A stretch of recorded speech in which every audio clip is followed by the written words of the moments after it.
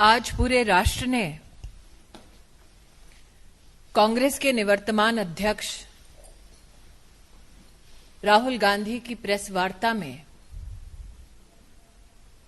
राष्ट्र के प्रति उनकी चुनौती को देखा।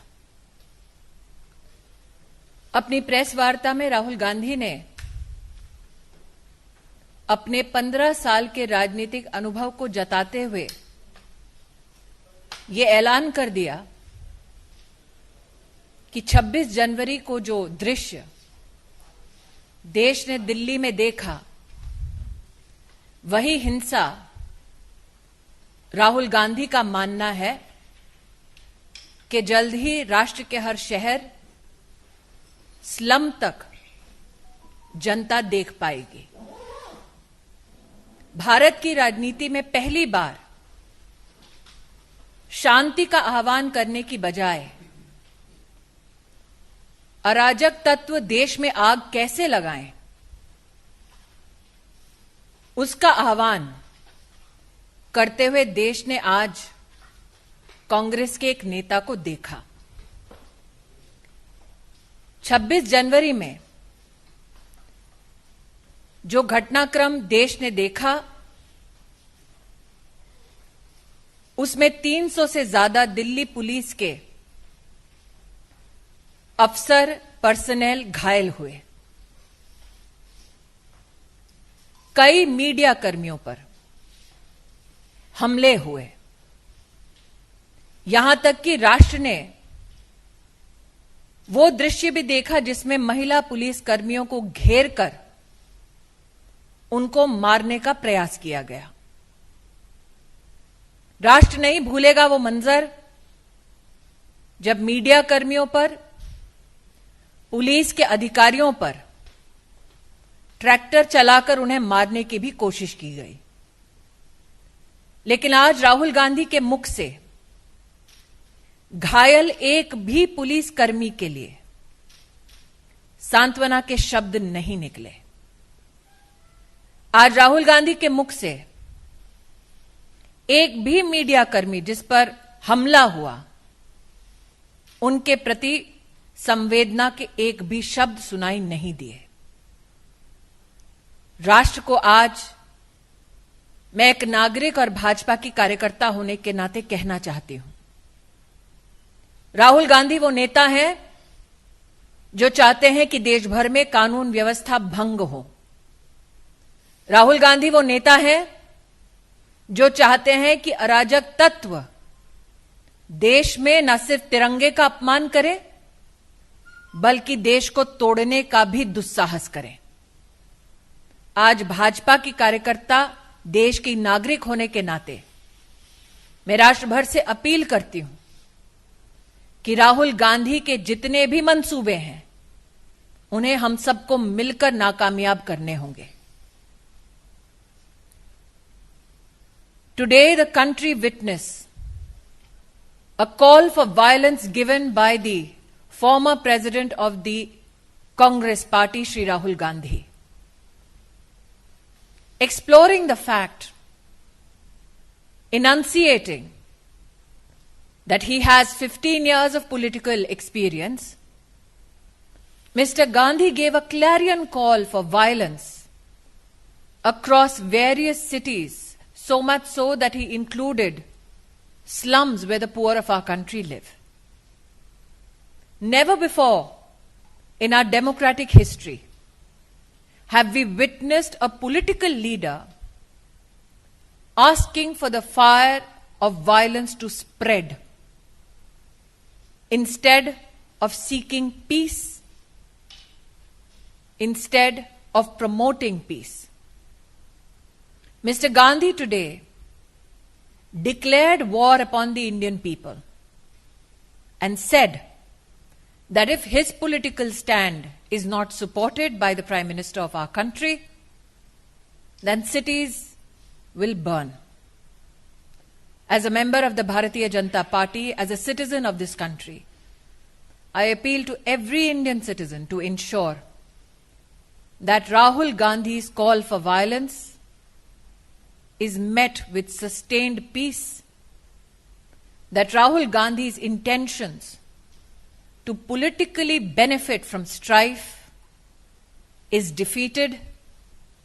What is shocking yet, but expected of Mr. Gandhi, is that over 300 police personnel of the Delhi police who were badly injured did not receive one word of support or consolation from Mr. Gandhi. There were numerous media personnel who were hurt on the 26th of January and the violence that was witnessed by the country at large. Not a word was spoken by Mr. Gandhi in protest against the behavior meted out to female police personnel or those police personnel and media personnel upon whom attacks were undertaken. I reiterate that though Rahul Gandhi will call for violence, we as citizens of India seek your support to ensure peace.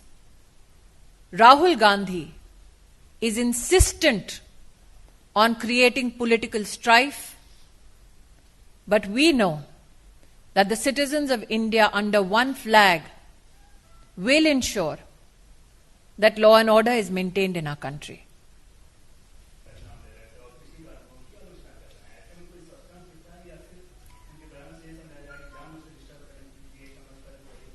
Rahul Gandhi ने आज अपनी press वार्ता में भले ही border का नाम ढंग से ना लिया हो, उनसे अपेक्षा भी नहीं की जाती कि उनके पास तथ्य होंगे, लेकिन जिस तरह से उन्होंने हिंसा का आह्वान किया, जिस तरह से उन्होंने हर प्रदेश के हर शहर के लॉ एंड ऑर्डर के प्रशासन को चुनौती दी कि अगर उनकी बात को, उनकी हिदायत को माना ना जाए तो देश भर में हर शहर में आग लग जाएगी। मुझे लगता है आज राहुल गांधी का वो घिनौना चेहरा जो अराजक तत्वों के साथ खड़ा है वो राष्ट्र के सम्मुख प्रस्तुत हो गया है। धन्यवाद।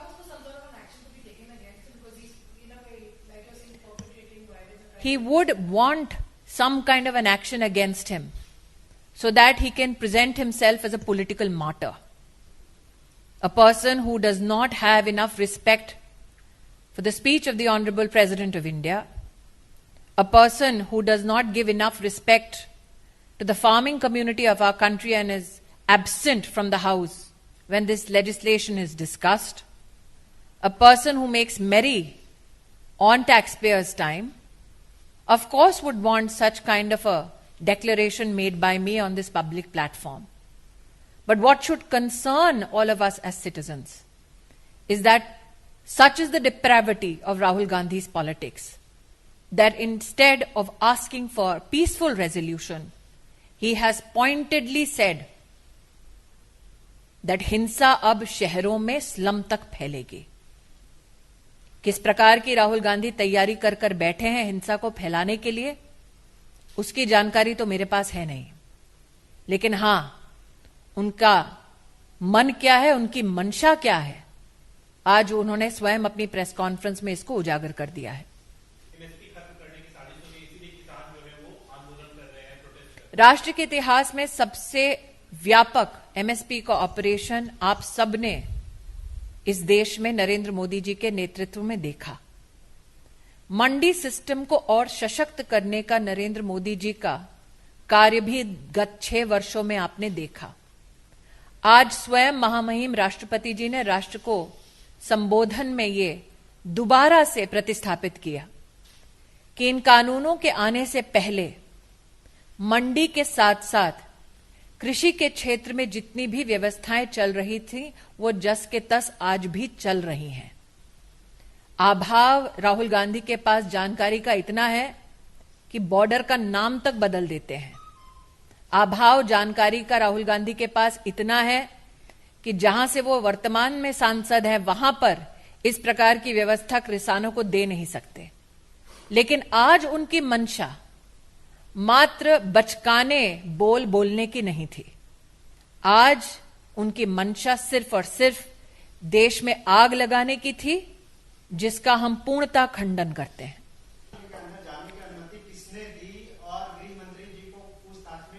राहुल गांधी व्याकुल हैं कि दिल्ली पुलिस ने शांति का, संयम का प्रदर्शन कैसे दे दिया। राहुल गांधी ने एक शब्द दिल्ली पुलिस के उन अफसरों के बारे में नहीं बोला जो 15 फीट की खाई में खदेड़े गए। राहुल गांधी ने दिल्ली पुलिस की सराहना में एक शब्द तब नहीं बोला जब आज भी बॉर्डर पर एक एसएचओ के हाथों पर तलवारों से वार किया गया।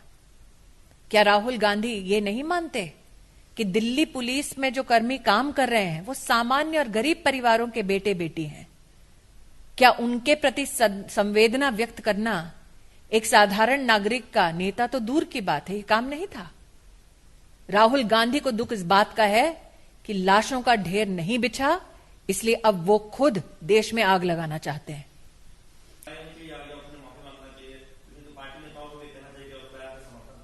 पार्टी के मंच से राहुल गांधी ने आह्वान किया है। और क्या ये पहली बार है जब कांग्रेस ने निर्दोषों के खूनों से अपने हाथों को रंगने का प्रयास किया है? कांग्रेस का तो इतिहास रहा है कि देश में बांटो लोगों को, आग लगाओ ताकि वो अपनी राजनीतिक रोटियां उस आग पर सेक सकें। लेकिन देश की जागृत जनता राहुल गांधी के मंसूबों को कभी भी कामयाब नहीं होने देगी। आज यही एक बार फिर निवेदन और यही विश्वास व्यक्त करने हम दोनों आपके सम्मुख प्रस्तुत हुए हैं। Thank you. धन्यवाद। Thank you.